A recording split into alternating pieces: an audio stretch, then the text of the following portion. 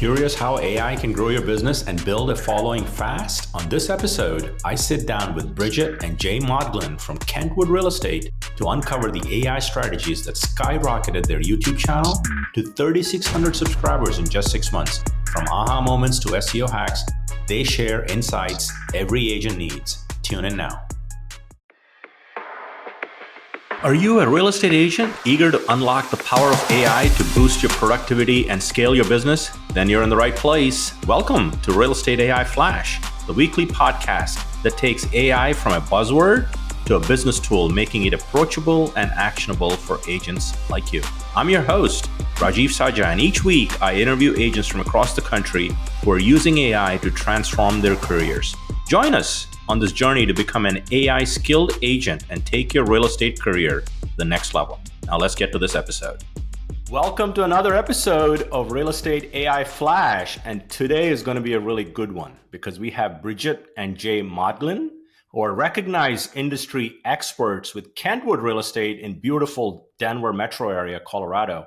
And they've been featured in top media outlets, American Dream TV, Inman News, Business Insider, and more.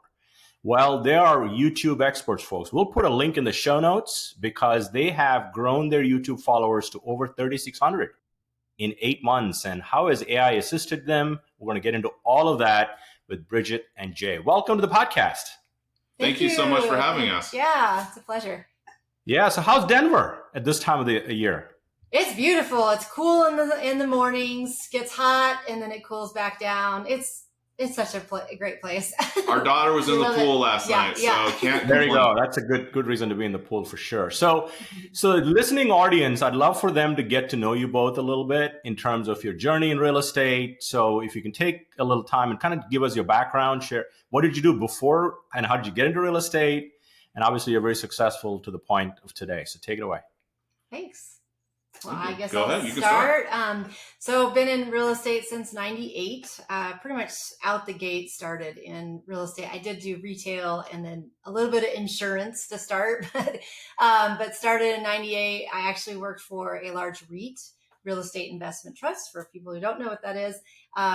It was a really large company, Equity Residentials, worked for them for about 8 years. Leasing all the way up to management. And then in 2005, decided to get my license and start selling instead of leasing, but always kept the property management and leasing in my back pocket because we still use that. We don't do property management, but we still do leasing for residential and commercial. And so, and had my own brokerage. I hung my license with my dad. He's been in real estate, and then opened our own brokerage and did that for a while, about 12 years, and then joined Kentwood in 16. That's awesome. How about you, Jay? So my dad was in mortgage lending for most of my early years growing up. So I was always involved in hearing about home purchases, home refinances, when the market was up, when the market was down. And so my dad was, when I got to the age of getting a real job, my dad was a manager for a subprime lender company. And that was kind of my first forte into it. So doing subprime loans when, a great rate for subprime was in the 8%. And so we're kind of back to what I started with. It's kind of interesting. And so then did that for a few years. And as Fannie and Freddie started loosening up on their guidelines and they started encroaching a little bit into our subprime market, I said, I'm going to take a break here. Got into construction sales and construction management for a while. And then Bridget got her license. I got my license in 07. Yeah. So you got yours 06. I got mine 07. And really kind of that's where it took off for us. And like Bridget said, property management, things like that. We even got into HOA management. And we had 5,000 doors at one point doing HOA management. And sold off of that division of our company back in, I think it was 2016. And just kind of from there was focusing on property management, sales, leasing. And now, like Bridget said, it's residential, commercial property, residential real estate, sales and leasing. Nice, nice. It's interesting. Looks like you both have connections to real estate, like your dad, and in your case, Bridget, and you're sort of on the mortgage side, a little bit closer as an industry wise. And you mentioned interest rates. So I bought my house in 2001, and people don't have, and I paid points to get to 7.5. Yeah. So sometimes, people don't have, I mean, I think we've been spoiled with COVID rates, right? Yeah, I mean, it's Yeah. like just, but anyhow, that's great stuff. So, I wanted to kind of understand, it's almost 2 years since the time, this Thanksgiving, it's going to be 2 years since ChatGPT came out. yeah. And everyone has their own aha moment with first time you use it. Oh my God, it can do that. So I'm curious, what was your individual aha moment the first time you felt like, oh my God, this can help me a lot? What was that moment for you both? Well, mine was listing descriptions. Yeah. That was always something I love to do. I love to write and love to describe the home. But to cut down time for doing that, and we are heavy on the listing side. We do a lot of listings a year. I did not want to give that up, and so I still wanted to be a part of that. And so cutting that down was a game changer, and still being my voice, and but adding things that I wouldn't have necessarily added, and was great. And then also for our video content, we're really into YouTube, and so helping with the scripts and the video content and what to talk about was really helpful. So yeah. So your first was listing description. So we'll get into the video stuff a little bit more in terms of how you're using it and how much time. And how about you, Jay? So mine was, again, the video description, or the listing descriptions.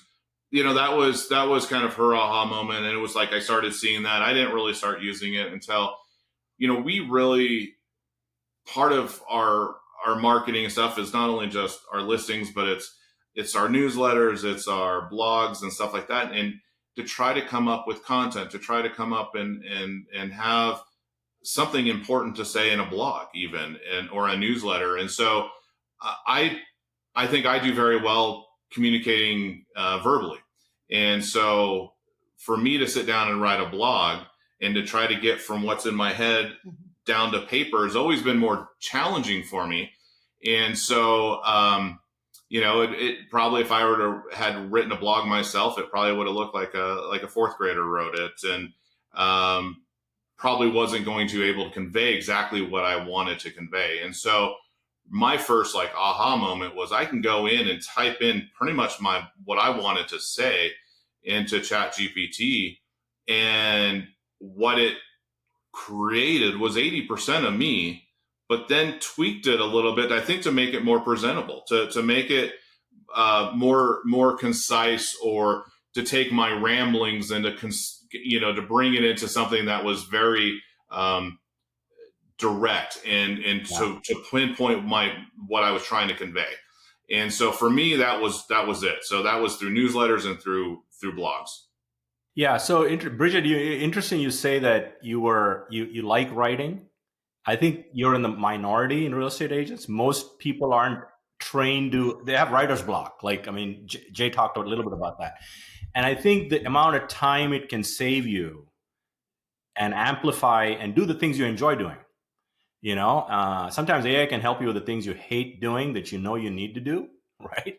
And make you look good while doing it, right? So as we dive in, I mean, you guys have a vibrant YouTube channel. We've been talking YouTube in our recent meetings and stuff like that.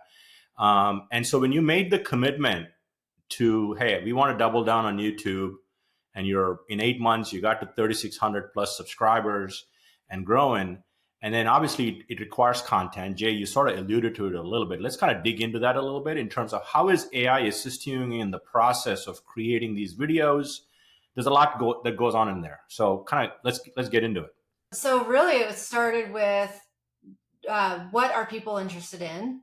And so we just started by asking, ChatGPT, what content do people want to know about in real estate?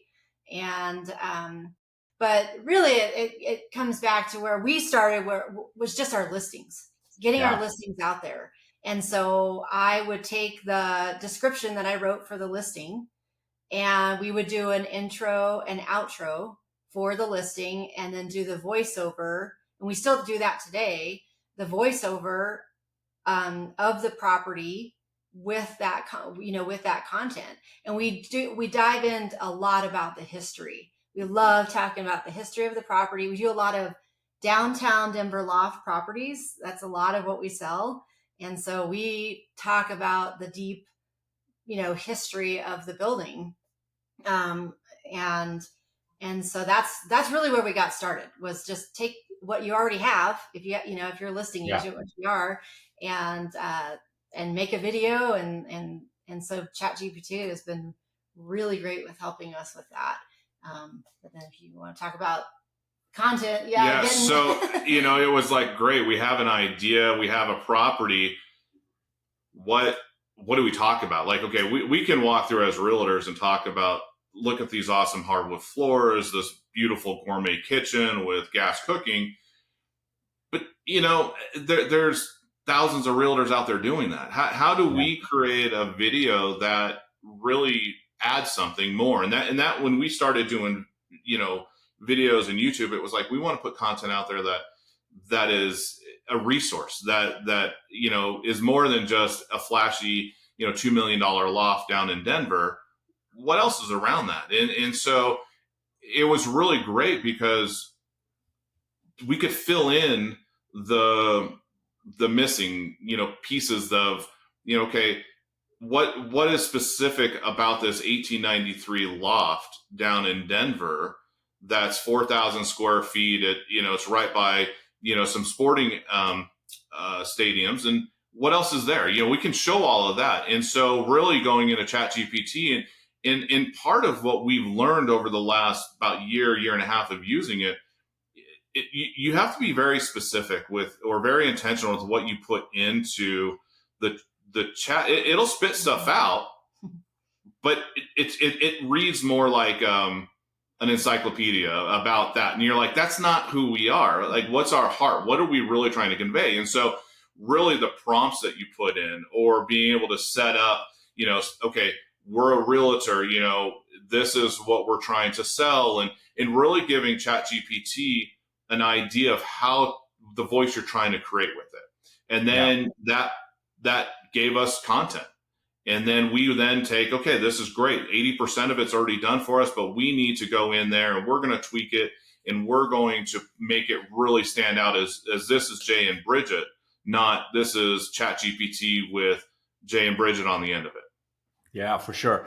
So, people are listening to this. There's several ways you could do to customize ChatGPT to be your voice, right? So a couple of easy ways. If you have the free version of ChatGPT, let's talk about the two different versions. Mm-hmm. Most people that are listening are probably using the free version.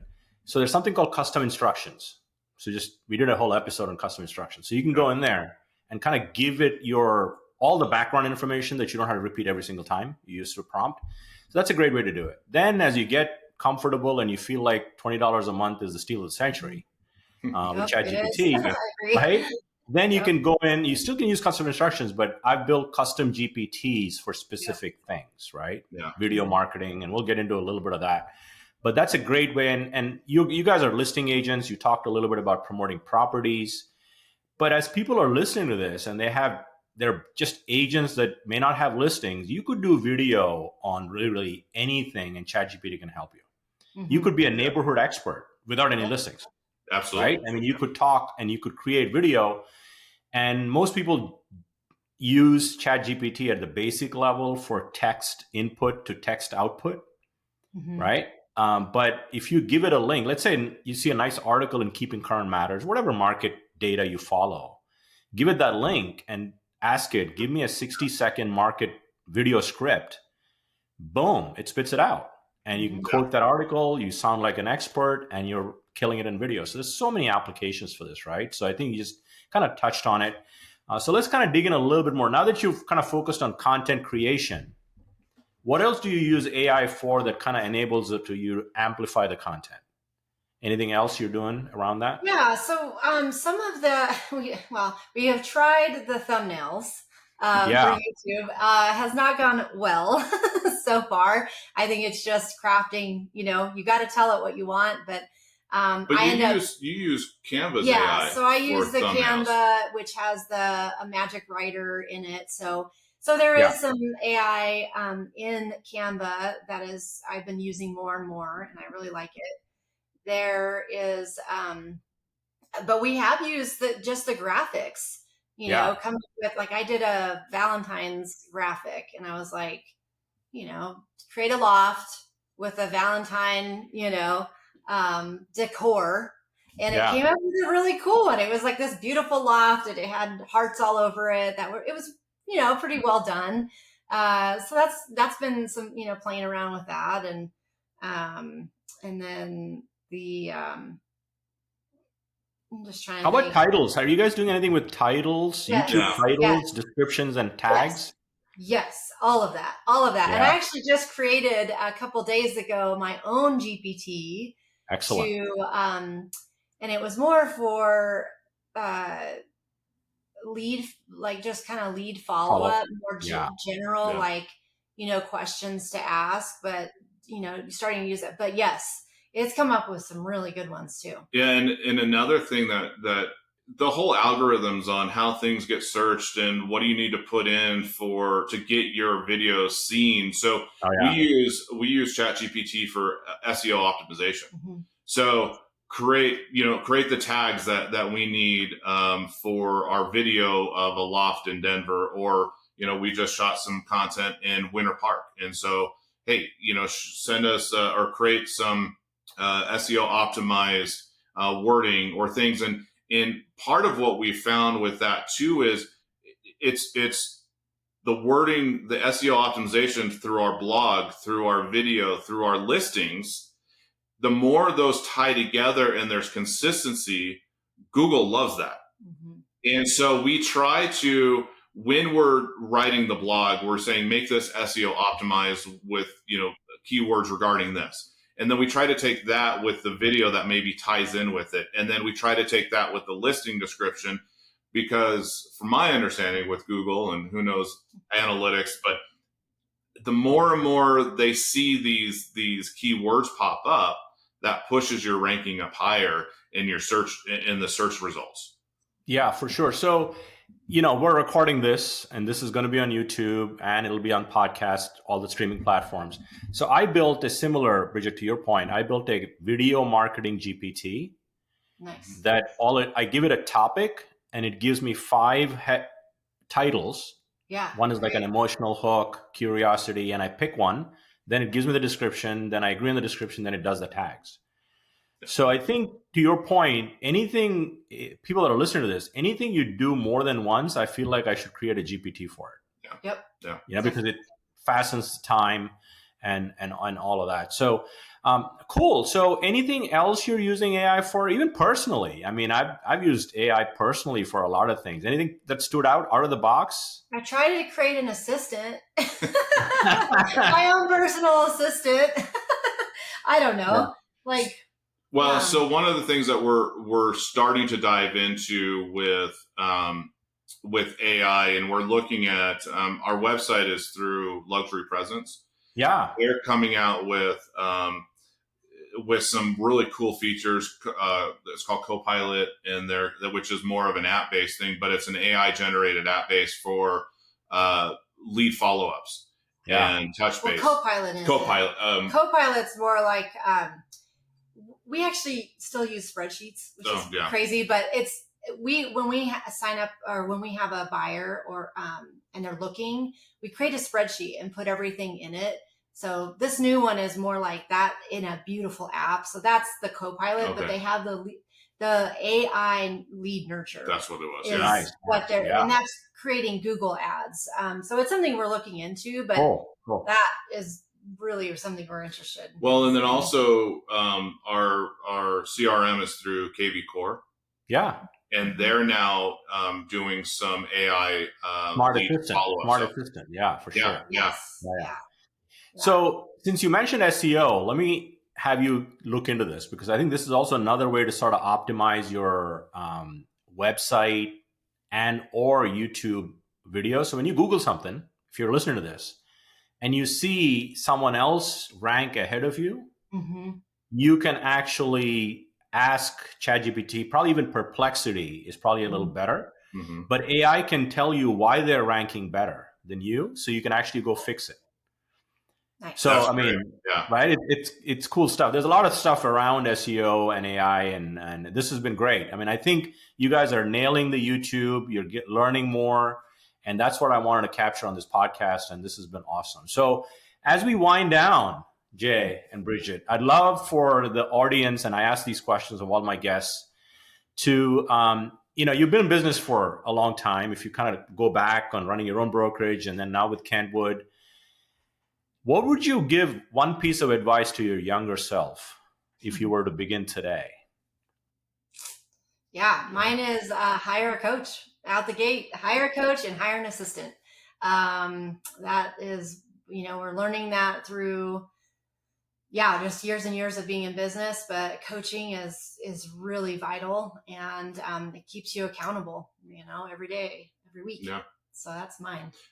Yeah, mine also is the coach, but then also when we got into the business, we hung our license under her dad. Great person, but his focus wasn't on buyers and sellers. His primary focus was property management, was HOA management, things like that. And so my advice would be hang your license under a great brokerage with a great managing broker, that when you come across issues or you have having a couple slow months, really somebody that's been there before you that can say, this is what I would do. So along with the coach, having it in-house too with your managing broker, or just a great brokerage that you have other agents around you that you can interact with too. So that was probably not a detriment to our side, because we had to learn the business. Basically, it was trial by fire for us, where I think we could have sped up our knowledge by having other people that we could have talked to about stuff. Yeah, no, that's great advice. I mean, sometimes experience is the best teacher, only if it's somebody else's experience, right? That's exactly right. Yeah. Right. So that's awesome. So the last question is, I love to ask all my guests about a book or a podcast that has been the most impactful, that agents listening to this podcast should absolutely add that to their list. Go ahead. No, go ahead. So mine's actually the Bible. There's a lot of rich history and wisdom in the Bible. We're very, spiritual. And so I always go, and look back and say, what could I, what can I do? And how can I be, give back to my community and my clients, what's the best way to do that? So that's mine. I have a lot of books, but Audible is great. Yeah. But, how about you, Jay?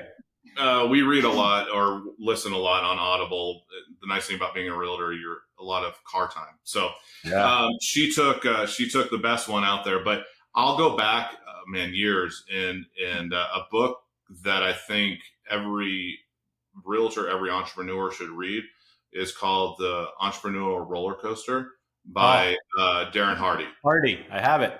And I think that just really helps prepare somebody for the ups and downs and being, a self-employed basically, and what to expect and what not to overthink and things like that. And then as a follow-up with that one, it would be his other book called The Compound Effect, which is kind of like Atomic Habits. It's doing these things over and over. And so what's so important for self-employed people and realtors to do these little things that actually will over time add up to a lot down the road.